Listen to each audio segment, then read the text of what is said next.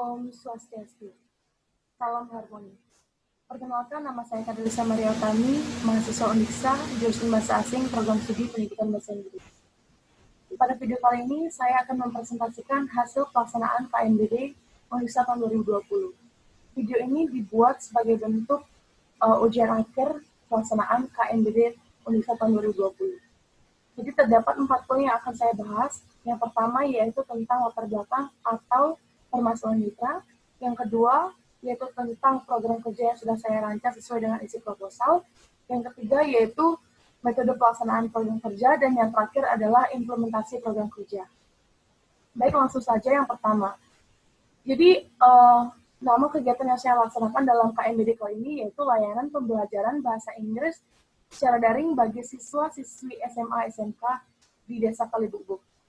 Jadi sebelum mendapatkan permasalahan masyarakat sasaran, saya melaksanakan observasi secara daring. Yaitu saya menemukan 3 masalah utama. Yang pertama yaitu banyaknya siswa yang lalai dalam pembelajaran secara daring atau belajar dari rumah akibat dari pandemi COVID-19. Kemudian yang kedua yaitu banyak siswa yang mengalami kesulitan dalam memahami materi yang diberikan oleh guru di sekolah. Dan yang terakhir adalah kurangnya penjelasan materi dari guru dan juga kurangnya feedback yang diberikan oleh guru terhadap tugas yang sudah dikerjakan oleh siswa-siswi. Nah, ketiga alasan tersebutlah yang membuat saya memberikan layanan pembelajaran bahasa Inggris kepada siswa-siswi yang berada di daerah Desa Kalibubuk. Jadi masyarakat sasaran pada KMBD, pelaksanaan KMBD ini berjumlah 6 orang, yaitu siswa-siswi SMA, SMK yang ada di daerah Singaraja, khususnya di Desa Kalibubuk. Kemudian yaitu program kerja yang sudah saya rancang sesuai dengan isi proposal. Jadi ada 3 program kerja. Yang pertama yaitu pemberian materi bahasa Inggris berupa video ataupun PowerPoint. Kemudian yang kedua yaitu pemberian kuis di setiap pembelajaran. Dan yang terakhir adalah pemberian feedback setelah pengerjaan kuis oleh siswa. Baik, selanjutnya adalah metode pelaksanaan program kerja. Jadi pada metode pelaksanaan program kerja, yang pertama yaitu melakukan diskusi secara daring via WhatsApp group. Jadi saya membuat WhatsApp group yang mana isinya adalah masyarakat sasaran yang kita gunakan sebagai media untuk berdiskusi terkait masalah-masalah yang dihadapi masyarakat sasaran untuk memahami materi yang saya berikan. Kemudian yang kedua yaitu penggunaan media YouTube. Jadi media YouTube ini saya gunakan untuk mengunggah video penjelasan materi yang saya buat, kemudian saya bagikan kepada masyarakat sasaran guna mempermudah pemahaman mereka terkait dengan materi yang saya berikan. Dan yang terakhir yaitu penggunaan media quizzes. Jadi saya menggunakan media ini untuk menyiapkan quiz-quiz di setiap minggunya. Alasan saya menggunakan media quizzes karena pengerjaannya yang lainnya seperti game, sehingga ini membantu siswa atau menarik perhatian siswa untuk mengerjakan kuis yang saya berikan. Sehingga pengerjaannya tidak bosan dan tidak monoton. Lanjut yaitu implementasi program kerja. Jadi dalam implementasi program kerja ini, yang pertama yaitu pemberian materi berupa PowerPoint dan video selama 3 kali pertemuan. Dalam pelaksanaan KMBD tahun 2020 ini,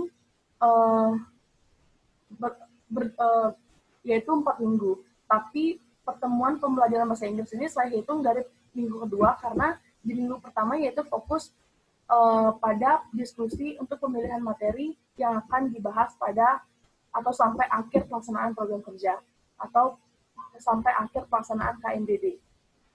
Dan juga saya mempersiapkan materi-materi yang berupa video atau PowerPoint itu di minggu pertama, dan juga mempersiapkan kuis-kuis yang akan saya bagikan sampai akhir pelaksanaan KMBD.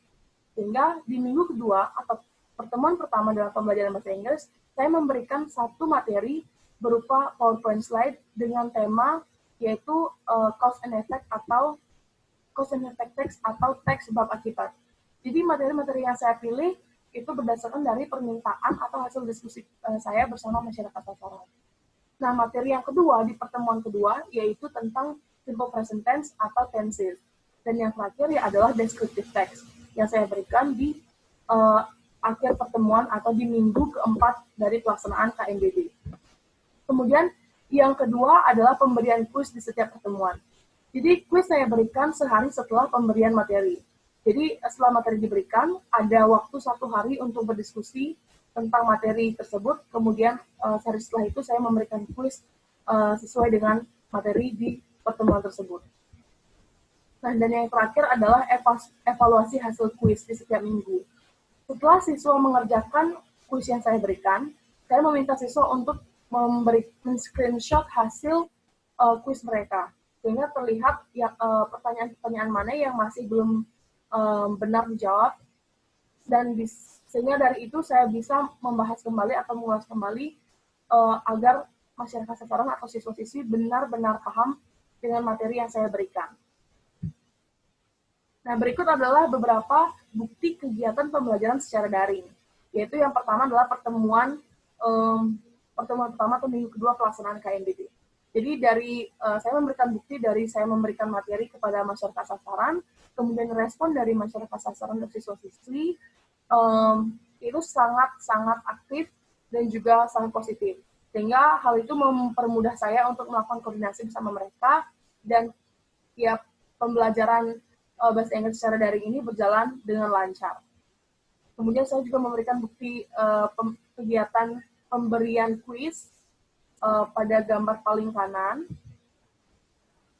Ini juga salah satu contoh dari hasil kuis siswa yang masih belum benar dijawab, sehingga penjelasan yang paling bawah itu adalah penjelasan saya terhadap masyarakat sasaran yang masih belum benar menjawab di pertanyaan-pertanyaan tertentu yang memang masih belum dipahami oleh masyarakat sasaran. Jadi setelah kuis itu dikerjakan, saya menghitung berapa pertanyaan yang masih belum benar dijawab, kemudian saya memberikan penjelasan kepada mereka.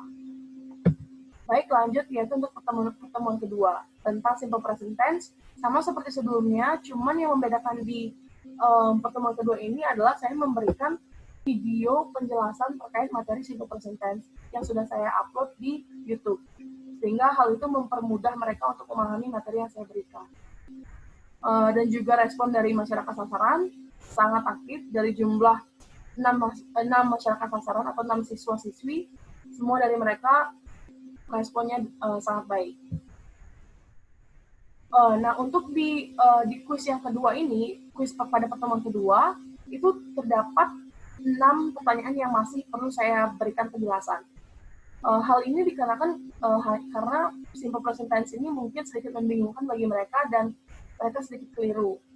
Padahal pada saat pemberian materi, mereka semua sudah memahami materi yang sudah saya jelaskan melalui video ataupun PowerPoint slide yang saya berikan di WhatsApp group.